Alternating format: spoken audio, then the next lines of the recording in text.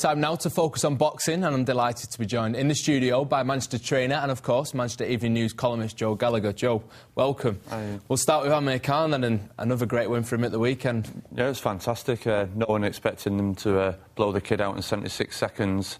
Quite a reversal to him 12 months ago when he was blown away under 90 seconds, but it was a fantastic performance. The crowd loved him up there in Newcastle, and he'd done a good job. It was a fantastic week, and it's been a fantastic year for him. The only thing that marred last week really was, I don't know who advised him, but the comment about if he was white he'd be a superstar, and I don't think there's a place for race or religion in sport. It's about talent and ability. You have the likes like Naz and Eubank years ago. They were characters and never played the race card, and it's only Amir's first world title. You've got to look alongside who he trains. Manny Pacquiao, he won a world title years ago and wasn't claiming silly things like Amir is. So maybe in a few more years Amir will have that superstar status when he has 3 or 4 world titles like Pacquiao and Mayweather have. Well, you mentioned Mayweather and Pacquiao. It brings on perfectly to what a fight that's going to be. It's the Super Bowl of boxing next year, that fight, the super fight. It's something that we've all craved for a long time, to bring back the days everyone talks about, Leonard and Hearns and Hagler and all them days, and we've got to get the 2 best fighters of the generation.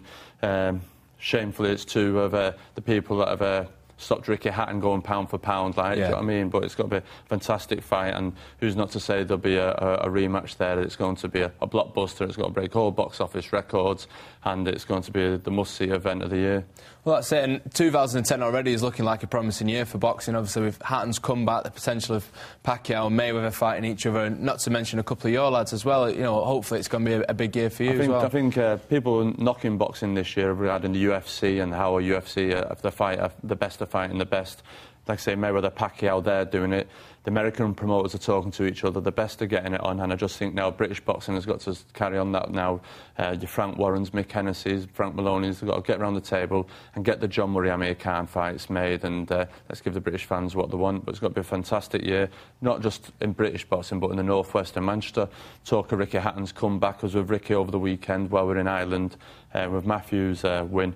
And for somebody who's in the spotlight all the time, I've never seen somebody that was never an effort. He never refused one autograph or one photo, whether he was walking around the hotel, whether he was in a bar having a drink, whether he was getting a taxi. I've never seen nothing like it. So it was an absolutely stunning role model for the people of your Amir Khans and your John Murrays that are coming through now to deal with the press. Like, do you know what I mean? It'll be fantastic.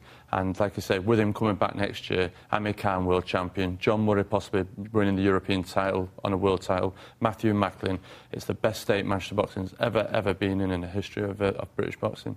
One of the fights on the undercard, of course, to come was Kevin Mitchell as well, and there's a story in today's paper about the potential of him fighting John Murray. What are your thoughts on that? Yeah, well, John Murray has said we'd love to fight Kevin Mitchell. That'd be a great fight, and I think Frank Warren's alluded to the fact that that could be a semi-final and the winner takes on Amir, and there's always been talk of John and Amir, and I don't know whether Frank's trying to get Kevin to do John and Amir's behalf so he don't have to fight him, but that's a great fight. And like I say, they do 2 different promoters, but Frank Warren's talking about it, so obviously they're taking heed of what's going on in America, and this year they've got to give the British fans and the Manchester public what they want, and that'd be a great tear up, a good north-south divide fight as well.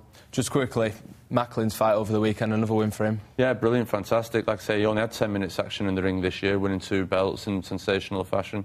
And like I say, he had a good 10 rounds under his belt, and that sets him brilliant up for 2010 now, where hopefully Ricky will deliver his world title shot for him. Excellent. Thanks very much as always, cheers, Joe, no for coming in. Thanks for all the best.